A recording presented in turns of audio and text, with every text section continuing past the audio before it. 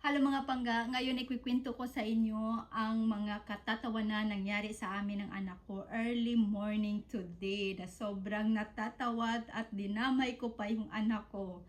So, yun nga, di ko alam kung dahil ba sa depression or anxiety kasi nandito ako ngayon sa sitwasyon ng anxiety at depression or dahil sa stress, di ko alam. Sa mga hindi po nakakilala sa akin, this is Pangga and your love. Talagang tinatawa ko na lang kasi natatawa talaga ako pag naalala ko yung nangyari early morning today. So, 30 minutes ago, nakarating kami ng bahay galing sa football tournament ng anak ko kasi may tatlong laro. May tatlong laro siya today sa football at nakisakay kami sa parents ng kasamahan niya. Pinick up kami dito mga 8:30 kasi 9 yung laro nila sa football. 30 minutes yung drive. At since nga 8:30 pick up, dyan po magsisimula yung kwento natin. So kagabi pinatulog ko ng, hindi naman maaga, but yung tama lang, pinatulog ko yung anak ko 10 kasi pag weekend kasi allowed siya pag 10 or 11 PM. Ako, while natulog na, ako naman doon sa living room talagang hindi makatulog dahil nga nandito ako ngayon sa anxiety at depression na sitwasyon ngayon. So talagang lagi akong makatulog ng late kahit usually like ako nakatulog like mga 3, 4. Ang mangyari, late po ako magising or pag early morning like 6 ganon, talagang tulog na tulog ako. So ngayon, nagising ako early morning. Pagising ko, di ko alam anong oras. Dito kasi 4 AM in the morning, meron ng sunlight kasi papunta na sa summer.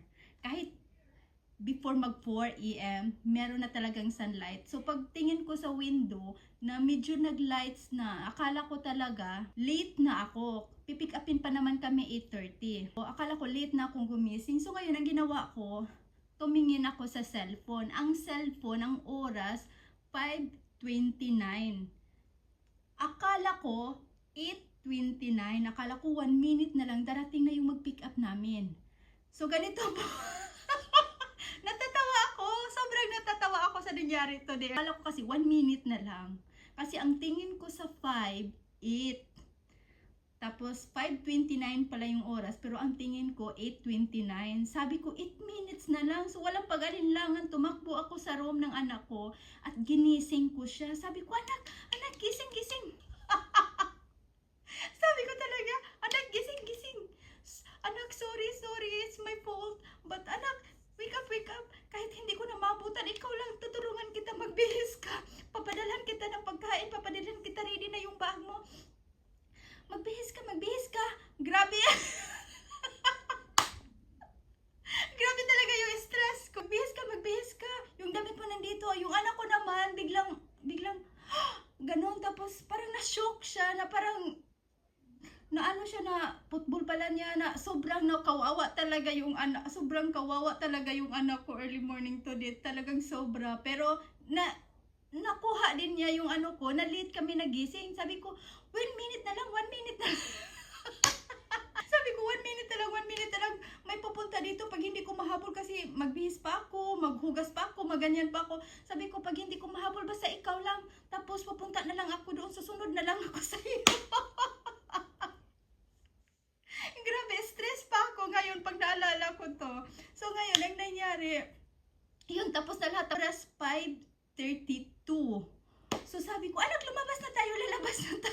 Kasi, labas ka na, mamaya na ako kasi susunod na lang ako. Grabe talaga, grabe, as in, grabe.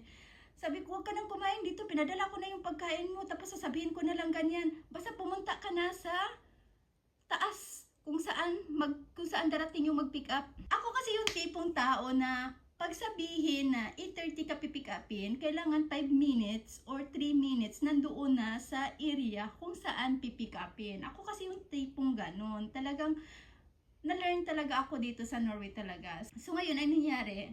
Nung palabas na sana yung anak ko, tiningnan ko yung cellphone kasi ibigay ko sa kanya yung cellphone. Sobrang tawa ko talaga. Kasi pagtingin ko sa cellphone, sabi ko, anak, wala pa palang 8 AM. 5 pa pala,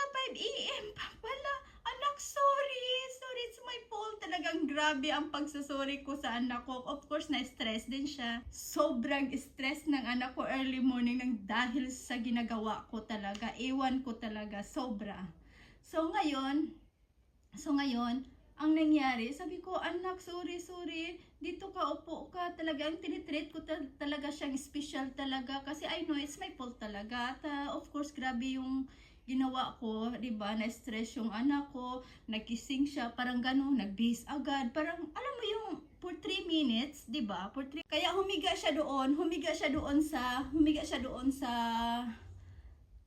bed or sa sa living room kasi doon ako natulog. Humiga siya doon, nagsi-cellphone. Tapos, after 20 minutes, sabi niya, Mama, matulog muna ako. Pwede? Sabi ko, oo anak, matulog ka. Mamaya ka nakakain, gigisingin kita 30 minutes before sila darating. Hindi maganda yung nadulot ko sa anak ko. Pero may mga time na ganyan kami. Pinatulog ko siya, ginising ko siya 30 minutes before. Siya natulog ulit ng 2 hours.